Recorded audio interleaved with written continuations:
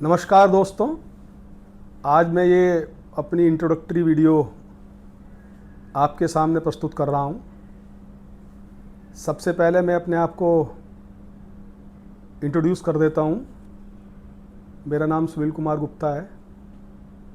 मैं उत्तर प्रदेश काडर की भारतीय पुलिस सेवा का सेवानिवृत्त अधिकारी हूँ। 3 दशक से ऊपर विभिन्न पदों पर रहते हुए उत्तर प्रदेश के कई दर्जन नियुक्तियों के दौरान विभिन्न ज़िलों में विभिन्न पदों पर रहे और उस दौरान जो पुलिस की विवेचना का जो कार्य रहा, आप सब जानते ही हैं कि पुलिस का जो मुख्य कार्य है वो कानून को लागू करना है। जो विधि की मंशा है उसको लागू करना है। उस मंशा के अनुसार जिस प्रकार से कानून को पुलिस लागू करती है, विशेषकर जो विवेचनात्मक कार्य होता है पुलिस का, उसको देखने का, विवेचना को करने का और उसका पर्यवेक्षण करने का मुझे अवसर प्राप्त हुआ। मैं चाहता हूं कि मैं अपना जितना मेरा अनुभव है उसके आधार पे पुलिस को जो विभिन्न रैंक हैं, वो कांस्टेबल हों या तो सब इंस्पेक्टर्स हों, SHO इंस्पेक्टर्स हों या सुपरवाइजरी ऑफिसर्स हों, उन सब का किस किस विषय में क्या क्या दायित्व होते हैं और क्या क्या कर्तव्य हैं, क्या क्या उनकी शक्तियां हैं जो कि विधि अनुसार हैं, उसके बारे में अपनी बात को आपके समक्ष रखूं। इस वीडियो को आप तक पहुंचाने का जो माध्यम होगा वो मेरा एक अकाउंट होगा और एक चैनल होगा जो कि मैं YouTube पर लॉन्च कर रहा हूं और उसका नाम होगा law and practice with Sunil ji. मैं आप लोगों से अनुरोध करूंगा कि आप लोग उस चैनल को सब्सक्राइब कर लें और मुझे अपने प्रतिक्रियाओं से अवगत कराते रहें ताकि मैं समय समय पर अपने प्रस्तुतिकरण में आपकी अपेक्षा अनुसार सुधार कर सकूं और ऐसी चीज़ें जो कि प्रैक्टिकल पुलिसिंग के लिए लॉ से संबंधित चीज़ें, जो पुलिस के एक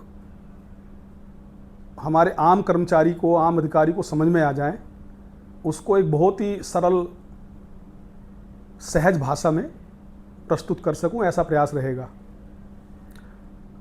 दोस्तों, आपको अवगत ही हैं, अभी हाल में हमारा पूरा क्रिमिनल लॉ अमेंड हुआ।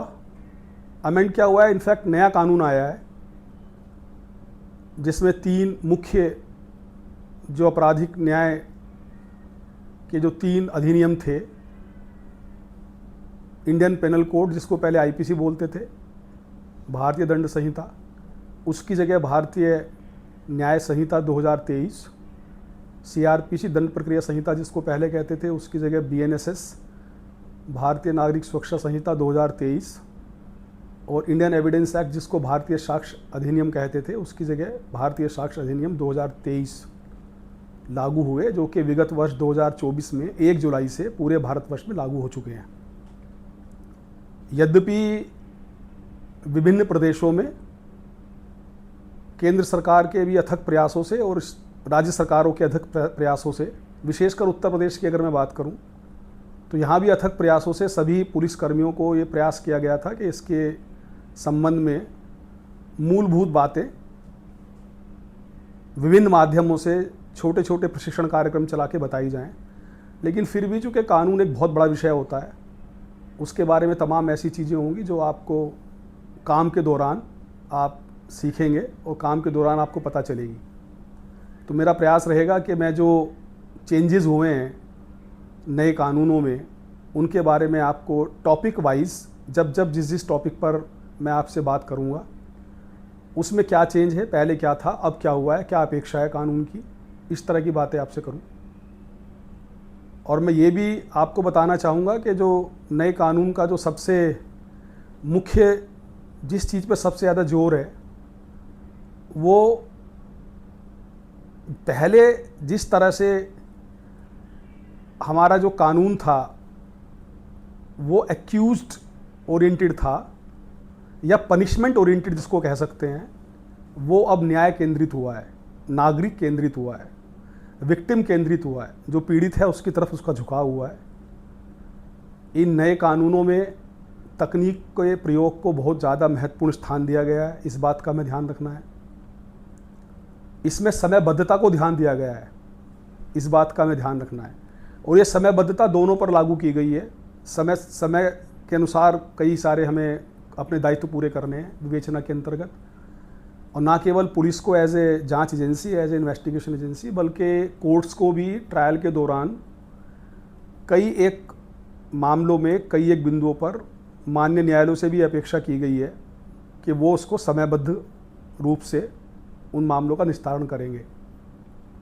नए कानूनों में पारदर्शिता को सुनिश्चित किया गया है। नए कानूनों में कई सारे जो पुराने कानून थे, पुरानी धाराएं थी, उनको हटाया गया है। कुछ नए प्राविधान जोड़े गए हैं, कुछ प्राविधानों में संशोधन किया गया है, कुछ सजाओं में संशोधन किया गया है, कुछ नई सजाएं जोड़ी गई हैं, कुछ पुरानी सजाएं घटाई गई हैं। अब जैसे एक सामुदायिक सेवा की बात हम करें, कम्युनिटी सर्विस, इसके बारे में कभी शायद ये भारत में कभी ये कॉन्सेप्ट बहुत ज़्यादा प्रचलित नहीं रही है। ये पश्चिमी देशों का एक अवधारणा है जिसको अब कानूनी जामा पहनाया गया है। तो उसके बारे में भी हम बात करेंगे आने वाले अपने वीडियो में। उसके अलावा एक बहुत महत्वपूर्ण बात ये हुई है कि पिछले लगभग 70-75 वर्षों में जो विभिन्न उच्च न्यायालयों ने और विशेषकर माननीय उच्चतम न्यायालय ने जो आपराधिक न्याय शास्त्र के विभिन्न पहलुओं पर समय समय पर अपने निर्णय दिए थे, और उन निर्णयों के अनुपालन में जो विभिन्न कार्रवाइयाँ विभिन्न सरकारों के द्वारा की गई थी, उनको अब एक साथ लयबद्ध करते हुए नए अधिनियमों का हिस्सा बना दिया गया है, उनको कानूनी जामा पहना दिया गया है। जैसे मैं बहुत छोटा सा उदाहरण देता हूँ, खासकर जो लोग ऐसे होंगे जिन्होंने पढ़ा होगा या थोड़ा सा पुराना अनुभव होगा। जैसे एक डी.के. बसु का केस था, D K. Basu versus state of West Bengal, जिसमें अरेस्टेड पर्सन्स के कुछ राइट्स होते हैं, उसके बारे में काफ़ी जोर दिया गया था और कुछ प्रक्रियाएं तय की गई थी। वो सारी की सारी प्रक्रियाएं अब विभिन्न प्राविधानों के माध्यम से भारतीय नागरिक सुरक्षा संहिता का हिस्सा बना दी गई हैं।